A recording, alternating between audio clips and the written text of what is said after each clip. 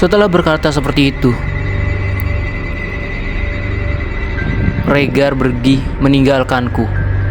Kutatap punggung tegap Regar yang semakin menjauh. Aku tidak paham apa maksud dari perkataan Regar. Sedang memperingatiku atau malah sedang mengancamku. Aku tidak mengerti dengan maksud dan tujuan darinya mengatakan hal tersebut.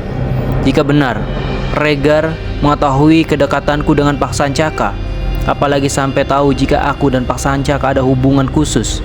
Artinya perselingkuhanku Pak Sancaka denganku sebagai murid mulai terancam.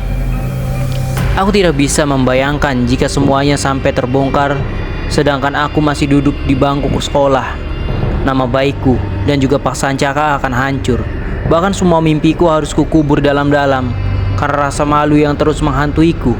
Aku harus mengejar Regar, menanyakan padanya bagaimana bisa berpikir seperti itu, dan memintanya agar merahasiakan semua ini. Benakku mulai kacau. Tidak.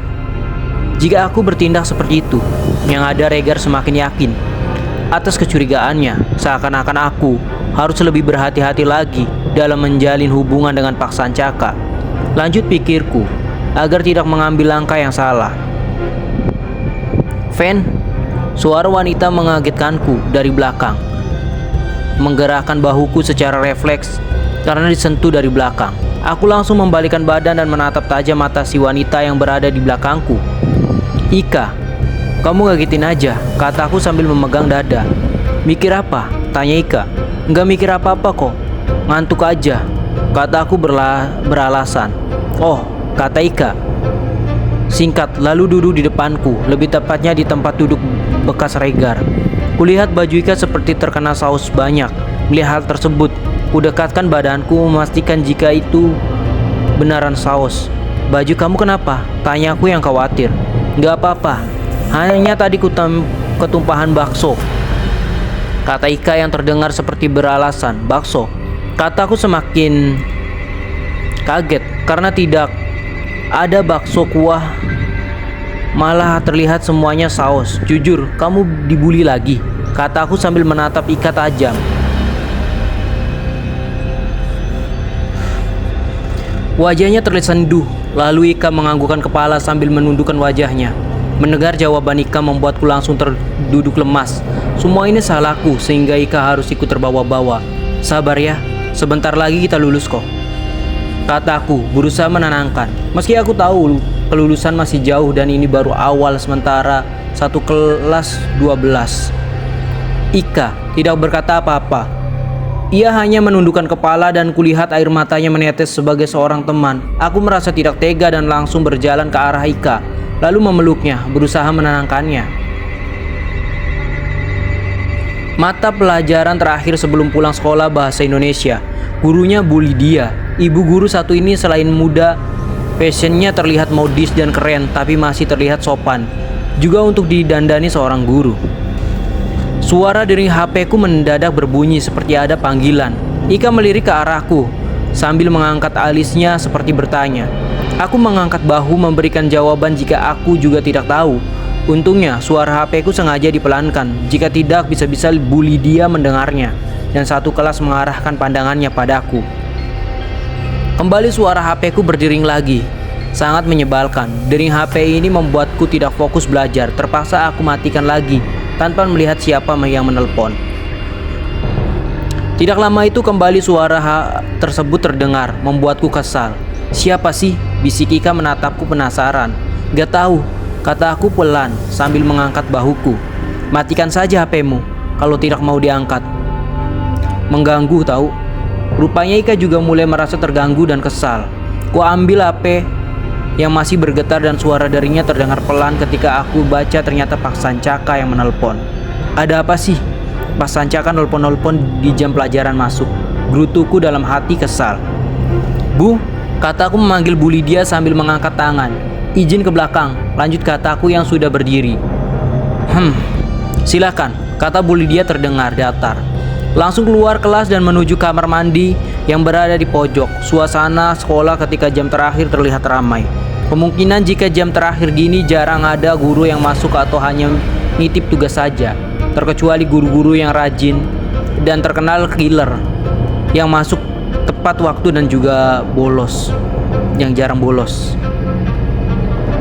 Dari kelas sampai ke kamar mandi, suara telepon masuk dari Pak Sancaka belum mati juga.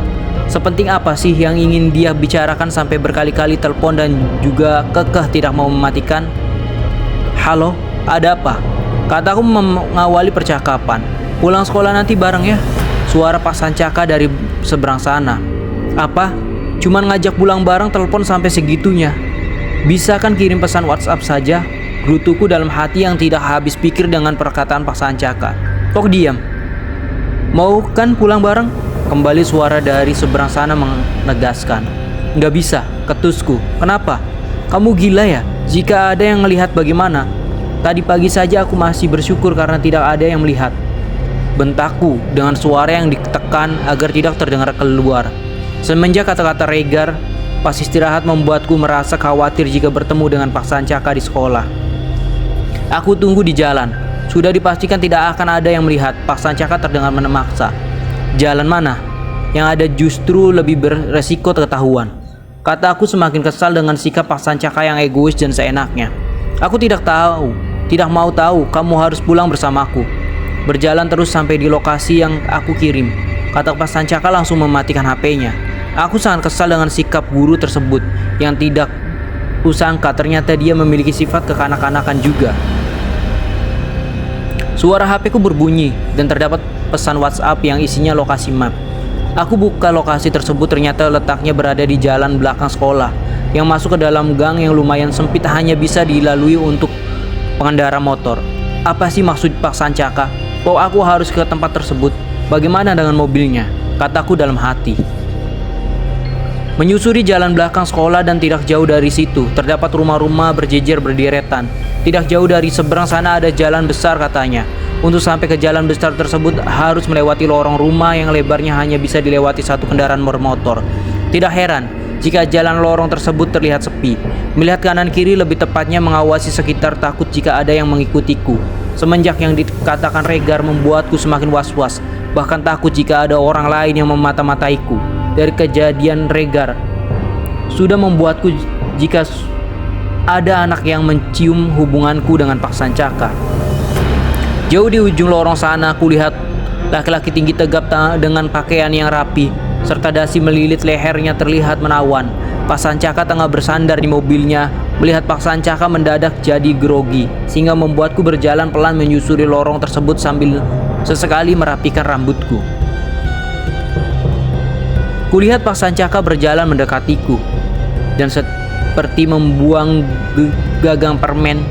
Jantungku semakin berdebar ketika lelaki tampan tersebut berjalan dengan anggunnya mendekatiku. Sedangkan aku hanya bisa berjalan menunduk. Kami berdua berhenti di antara tengah gang. Pak Sancaka menatapku yang tengah menunduk. Sudah ku belikan pizza, kata Pak Sancaka masih menatapku dan terlihat tenang seperti biasanya. Mendengar suara yang teduh dan menenangkan ketika didengar, aku langsung menengadahkan kepala dan menatap Pak Sancaka. Kulihat wajahnya yang telah dingin tapi menenangkan semakin membuatku salah tingkah, apalagi ketika Pak Sancaka menarik tanganku dan menggenggamnya lalu mengajakku berjalan di sampingnya. Sambil merapikan rambut, sesekali ku tatap Pak Sancaka yang mendadak dingin tersebut.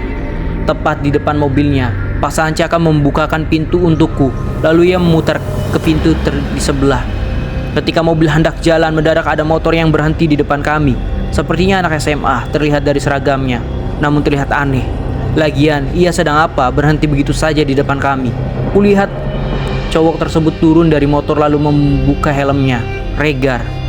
Batinku kaget melihat siapa di belakang helm tersebut. Bersambung.